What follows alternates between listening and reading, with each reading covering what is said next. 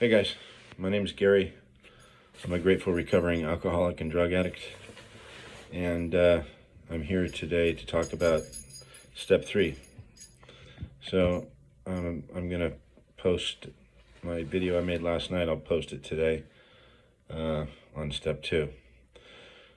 But in step 2, I talked about coming to believe, how I came to believe, while I was in AA and getting sober for the first time, how I came to believe that a power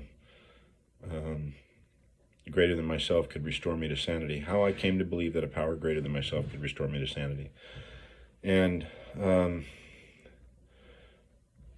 was my personal experience, how I came to believe, and it was, through other people, watching other people do this thing. So now step 3, okay? So we come to believe that, while we're in AA, wow, this shit, sorry, I've got to fix something here. About ready to fall over. Wow, this shit, works. And, I'm watching, here goes my fucking cat, man. Okay. So, wow, this shit really works. We're watching other people. We're new in AA. We're watching other people work the steps, have better lives. And they're talking about this higher power, and they're turning their will and their life over to this higher power. They're coming to believe that a power greater than themselves can restore their sanity. And you're watching a bunch of crazy fucks walk around sober and behaving properly and having jobs and careers, and if they were drinking, they'd be fucking robbing banks and stealing cars and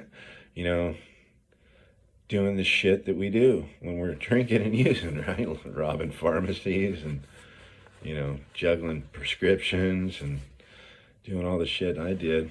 And so I got my book over here in case I need it, but so now we're at step 3. So we've come to believe that a power greater than ourselves can restore us to sanity. And I came to believe by watching my sponsor and other people that did this thing before me, watching how they're using this power, right? Which I know nothing about, right? I've got this Catholic school background, and I've talked about being on the fence with the whole Jesus thing, but I'm getting close.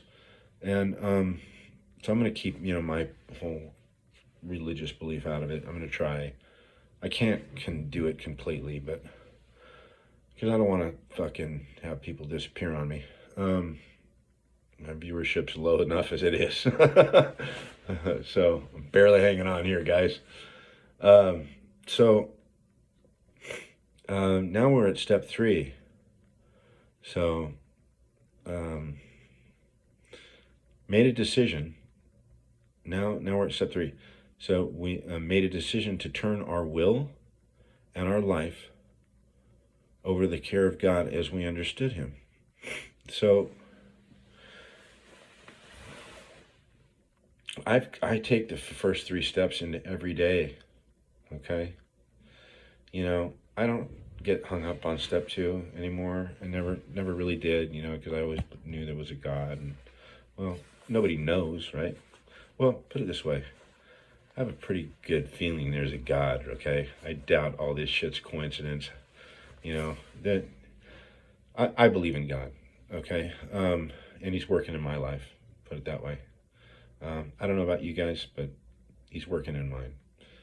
So, made a decision to turn my will and my life over to the care of God as I understood Him. So what does that look like to me in sobriety? Well, I can come to my most recent time when I got sober, and I was in a motel. Okay, I had just come from California. I had about 30 days sober. I'm just guesstimating. Something like that, right? Drove from California to Houston to do a quick job interview thing, and I had to stay overnight there, and then I was driving to Austin. So I picked the shittiest motel that I knew because it was cheap. It's like $60 or something like that a night. It was a Motel 6, so it was clean or whatever, but it was probably not a great choice, but I wasn't thinking. And you could see, if you stand out in the parking lot, you could probably see the drug dealer's building across the way, across the 10 freeway. So I get there, 30 days sober. I go to my meeting, come back to the hotel, and I have some time, now it's like, okay, the pressure's off. All I gotta do is like sleep, eat, get in the truck and go to drive to Austin in the morning. So I thought, I, what if I can do some drugs? Wow. And it hit me.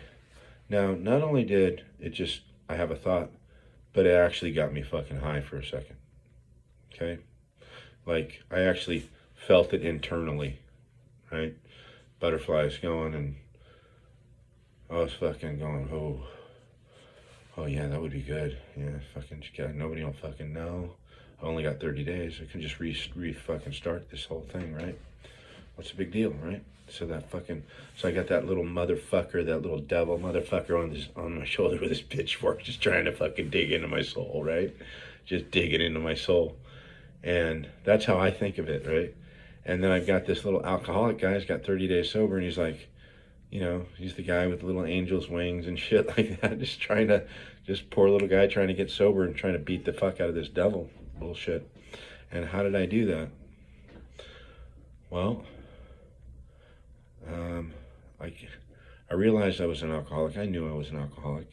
And either this God shit worked or it didn't work. And I knew he got me sober. So I got on my knees and I prayed. And I didn't want to get on my knees because I wanted to go out the door. So, I don't know if you've ever had this experience where you're actually wanting to do something, but you're actually taking the action to do something else.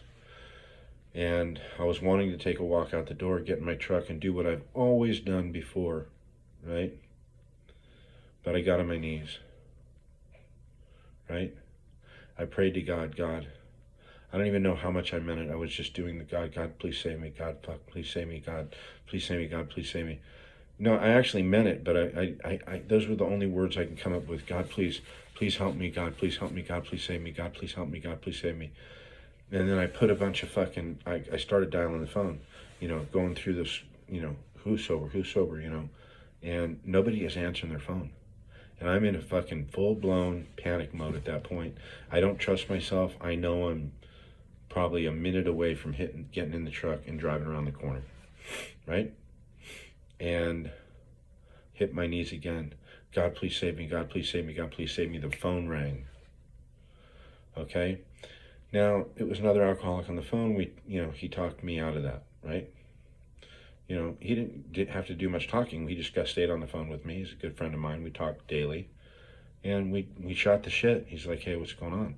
I told him, I'm scared fucking shitless right now. Like, I can see myself going out. And he's like, you're not going anywhere, you fucking called me first, and I don't know about that, right? But whatever, we talked about it. And I'm sitting there, now I can tell you guys, so how that, I turned at that moment, right? I turned my will and my life over to the care of God as I understood him. My understanding was very limited, right? This was 6 months ago, guys, 5.5 months ago, whatever, and however limited that was, I was on my knees praying to that God as I understand him, limitedly understand him, saying, God, please help me, God, please help me, God, please save me, right? And the phone rang. I did the work and put the calls in. I know a lot of people that don't, and I've been there myself where I just don't. But I think that's a pretty good example of turning my will and my life. My will was that little bastard with the fucking pointed tail and the pitchfork and a little horn sprouting out of his head. That's my will. And that was the life I was living. And I turned that little fucking will and life over to the care of God by hitting my fucking knees. And that little angel, that 30-day little angel, grew. That little man, that little angel with wings, grew about fucking, right sized with that motherfucker. Now he's that little devil with the pitchforks here, and that angel's getting bigger. Because the more I turn this shit over to God, I don't even deal with that shit anymore. I just walked through the death of my son and didn't deal with any cravings like that day. You know, my son was still around when that happened. And I just walked through the death of my son and I did not have a craving that bad. I've had brief thoughts like, oh, that would be nice. And then, fuck that shit. Fuck that, man. Then I fucking throw my whole life away. It brought sensibility into my life. So now it's much easier once I conquered that, with that turning my will and my life over to the care of God as I understood him. Look, I'm a tough motherfucker when I want to be, right? I was on my fucking knees. God, please save me. God, please save me. God, please save me. Like a little boy praying. That's humbling. So that's one good example of turning my will and my life over to the care of God. It's another good example, okay? So that saved my ass. And it helped me quite a bit. You get through a few of those, you're building up some power right there. You know, by admitting we're powerless over alcohol, by coming to believe that there's a power greater than, knock it off, Bob, by coming to believe there's a power greater than myself that can restore me to sanity, because right then at that point I was insane. And then by going to that power, getting on my knees and saying, God, fucking help me, dude, please. And then it working, I gained some power over drugs and alcohol. They don't fucking own me at that point. And they haven't owned me since. So that was a 15-minute episode from a guy that was off the charts doing drugs. Stop now. Stop. I'm gonna fucking kill my cat. You guys can witness me turning my fucking... Okay, I'm not gonna do anything bad to my cat, but... So he's saving me right now from killing my cat, right? Powerful God I have. So the other thing, you know, now that I'm sober and working steps and living a life and just living life on life's terms, right? Life dealt me some shit in the last 6 months. So, and I've got some challenges. My biggest challenge is me, right? There's people that don't behave in life, okay? And then they're really sick. Like I was dealing with an email today from somebody, and this person's just so not well. Like everybody in the whole place knows it and sees it, and it's when you can step back from it and kind of just look at it like it's a fucking movie or something like that, and you can see other people, they're not well, and like I don't have to get involved in that, you know, unless I want to. And some people, we have to look at them. It says in the book, you know, we look at them as they're spiritually sick. And it's this one's a real easy one, you know. Yeah, I could see the spiritual sickness all over this person and runs through this person's veins. And boy, does, you know, I could put myself in that situation. And once I work those first 3 steps and realize, you know what, I'm powerless. I have no power. I have no power over my alcoholism. I have no power over other people. I have no power over the way they behave. All I have power over is, you know, sometimes I don't even have power over, you know, the way I behave. But I have to go to God with that stuff. So I have to go to God, you know, and say, you know, how would I treat this person if this person had cancer? You know, because that spiritual sickness can be just as bad as having cancer. You know, walking around pissed off all the time, angry, and trying to make other people pissed off. I mean, can you imagine what that person feels like inside? I've been that person. I work so hard to try to not be that person, you know? I don't want to live my life that way. But if someone's choosing to live their life that way, and I can only uh, take care of my side of the street on that one. I can't help anybody get well, you know? Um, so that's my biggest challenge is me. So when I come upon a situation like that, I bring God into this stuff every day at work, man. And sometimes I do, and sometimes I forget and I don't, and I end up mixing it up with people. That's just another example, you know. So I can, I have a choice. Do I want to tell this person to go fuck themselves? Tell them what an asshole I think they are? Or do I want to live on a spiritual basis, behave like I want to behave, and say to myself, this is a sick person, and there's a third step prayer. So now I'm going to turn my will.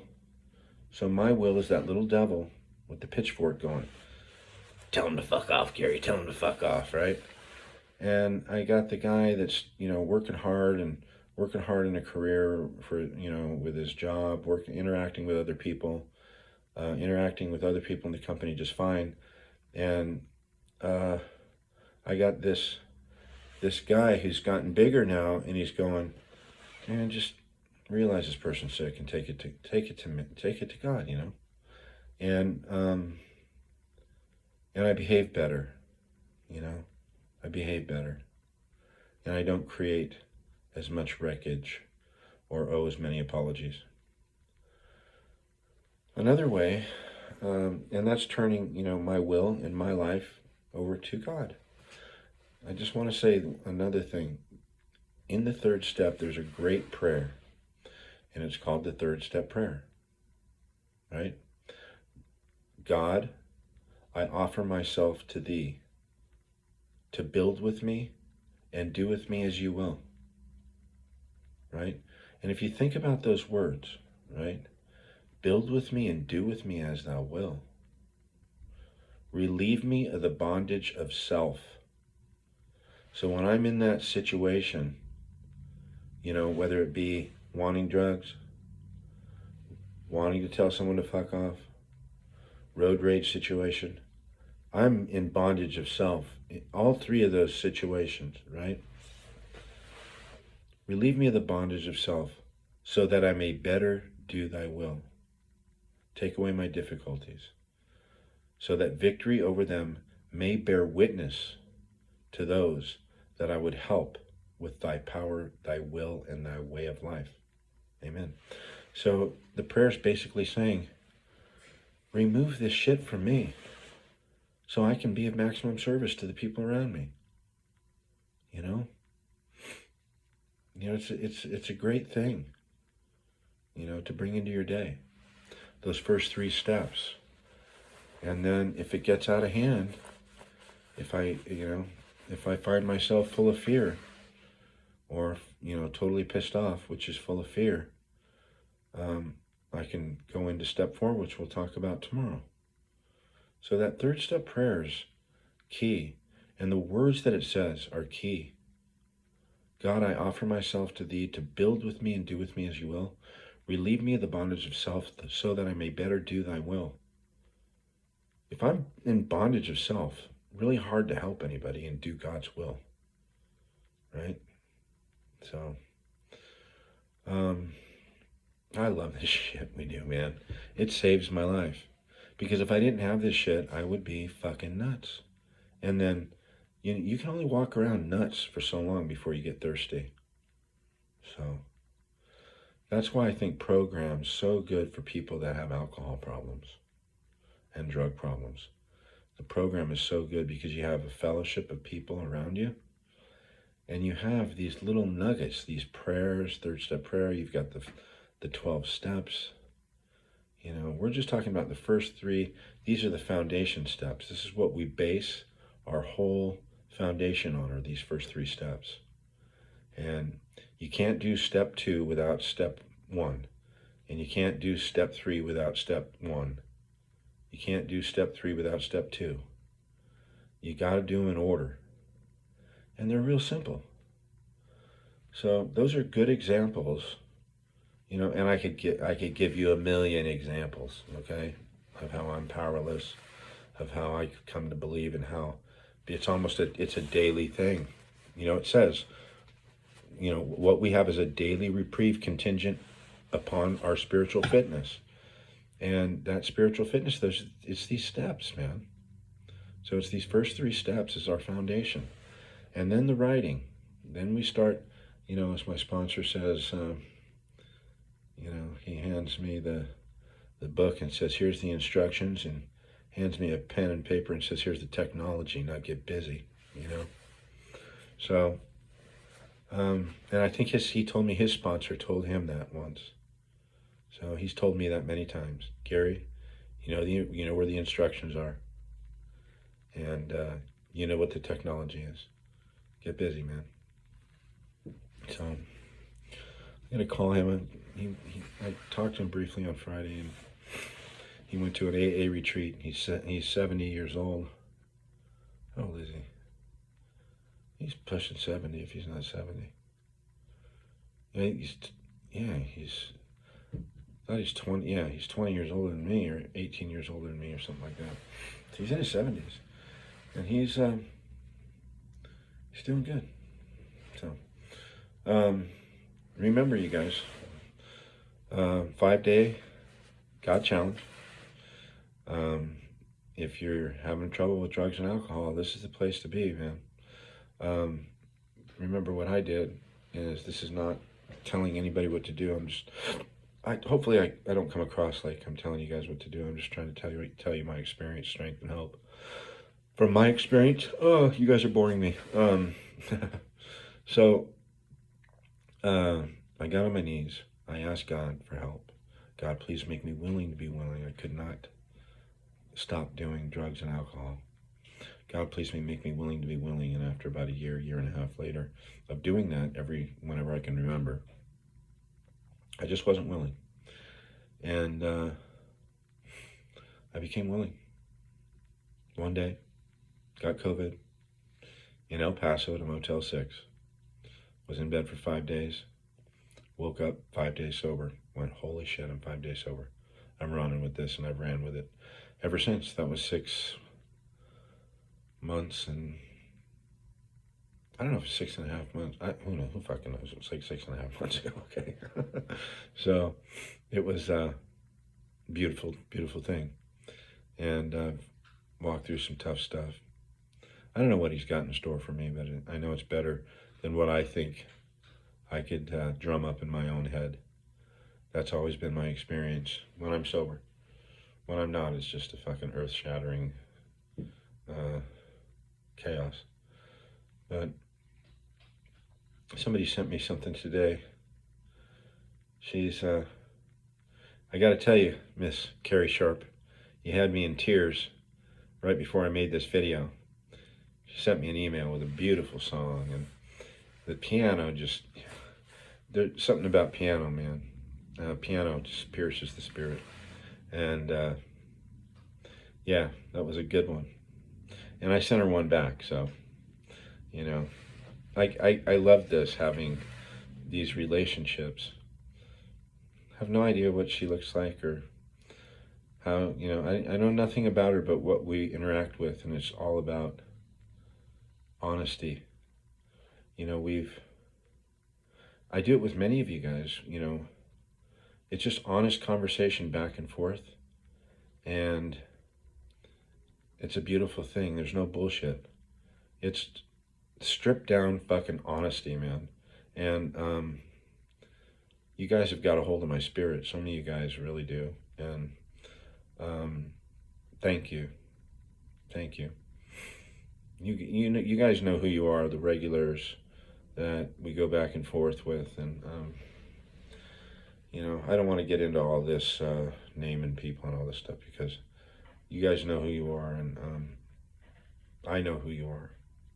Keep it coming. the other thing I want to do is, like I always do, plug the impactfoundationla.org. There's a lady named Vicky. She's like the Energizer Bunny. She never sleeps. She never stops, never sleeps. She just keeps going, going, going, right? I'm going to come up with this little thing here, Vicky. So I'm going to get it routine. So I fuck it up all the time. But Vicky's dedicated her last year and a half of her life to building this foundation, getting it off the ground. And it's not there yet. It needs your funds. Vicky lost her son, Chase Malone, to an accidental fentanyl overdose. Chase didn't know what he was taking. And he was poisoned by the cartel. And he was taking a drug that he wasn't going to in any danger of dying from, I mean, at all. And he ended up dead. And she's dedicated her whole life since that incident to building a foundation that helps people in many different ways. Go on the website, theimpactfoundationla.org. Check out the people involved in it, and also hit the donate button, please, you guys. It needs your funds to keep to grow its wings and to fly. And it's getting to that point. It's getting close. I haven't talked to Vicky, but I'll talk to her in the next day or so, and I'll keep you up to date, like where we're at with that, and you know, if we've been able to generate any revenue, I don't know. So I haven't talked to Vicky, so but it's been a couple weeks, but I will do that, and I really appreciate anybody who has donated. Just remember, you guys. If you're trying to live a spiritual life, you got to give in order to receive. And this is a really good project that this woman started from her spirit, from her heart, and from the right place. And I got to tell you, a lot of foundation work with other different foundations is not done coming from the right place. It's a lot of guys lining their pockets and driving Ferraris, and there's the money just disappears. This is not one of those foundations. You know, the money's all in the bank. You know, the last time I talked to Vicky, she had 15,000, and she just it's all from donations and from the first golf tournament and the golf tournament she just put together that I wanted to be a part of, and I couldn't be. But my father-in-law and my brother-in-law, two great human beings, stood up for me and my son Brandon. And thank you, Kurt and Jared. I appreciate that. So I think there's something else I wanted to say, but it's so hard to do these damn videos. I forget shit. But I guess I'll make it up on the next one, whatever I forgot to say. So until next time, we're going to do step 4. I don't know if it'll be tomorrow or the next day. We got, what's today? Tuesday. So you'll get this tomorrow, Wednesday. So today's Tuesday. You'll get this Wednesday, and then I'll probably take Thanksgiving off. So you'll get this tomorrow. So, and then we'll take a day off for Thanksgiving probably. You never know. Maybe I'll go on there. I got nothing better to do for Thanksgiving, so what the hell, right? I'll talk to you guys later.